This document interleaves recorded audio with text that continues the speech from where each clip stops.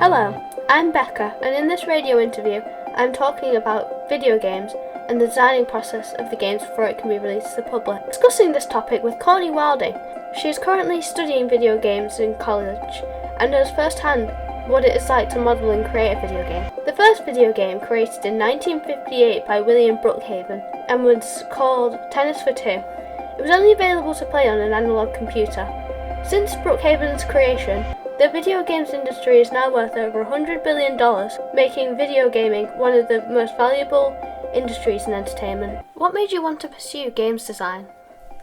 I've pretty much been playing games since I was able to hold an iPad, so I'd say that this has really influenced me, but I've also been influenced by the GCSE subjects that I chose, because I chose art and computer science. How long have you been modelling and creating video games? I've only been studying the different processes of making a game for a couple of months now in college, but I've loved every second of it. What process do you use to create a video game? Right now, we're laying a basic foundation of knowledge in every area of the industry, so for example 3D modelling, sculpting, level design. What's your favourite aspect of creating video games? Probably anything artsy, so for example 3D sculpting. Why do you think this is your favourite aspect? Probably just because I've always been quite a creative person, very much a hobbyist. What would you say is the hardest part of designing a video game?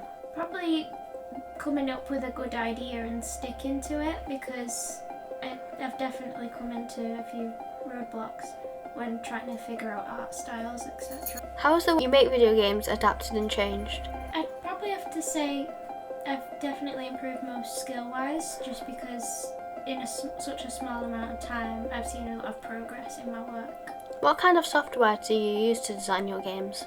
So far we've experimented in 3 different programs, Unreal Engine, ZBrush and Substance Painter, but we're soon going into Maya.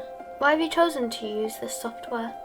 They all stand for different uses inside of games, so for example ZBrush is a 3D sculpting tool. What's your favourite genre of video game? My favourite genre is definitely more of a sandbox game, so very laid back, chilled, like Minecraft, as it's very creative. The most popular genres are currently action, sport, adventure and role-playing, which I suppose role-playing is a lot like sandbox.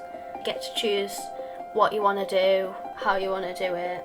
Yeah, the reason these are the most popular genres even is because they have the fastest paced gameplay. Would you say that's what you enjoy?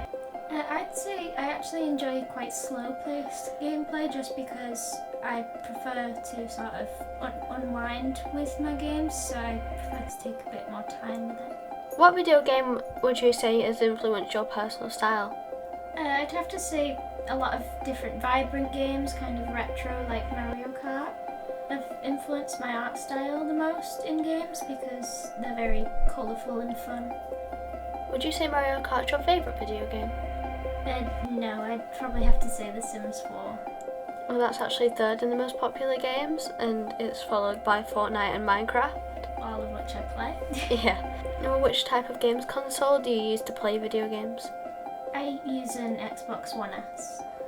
Why do you use this games console? I prefer the controls to PC. That's actually not the most popular gaming console. It's actually PlayStation.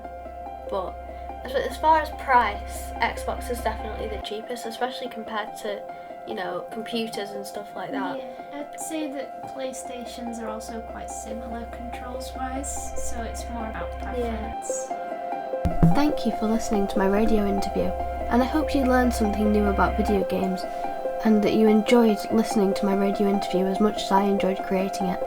I wanted this interview to signify how incredible the gaming industry can be, and how the tedious process of creating a video game, which can take on average between 2 to 5 years to create, can result in an incredible game which is loved by millions worldwide for many years, such as Oregon Trail, which was made 52 years ago and is still the most popular video games franchise.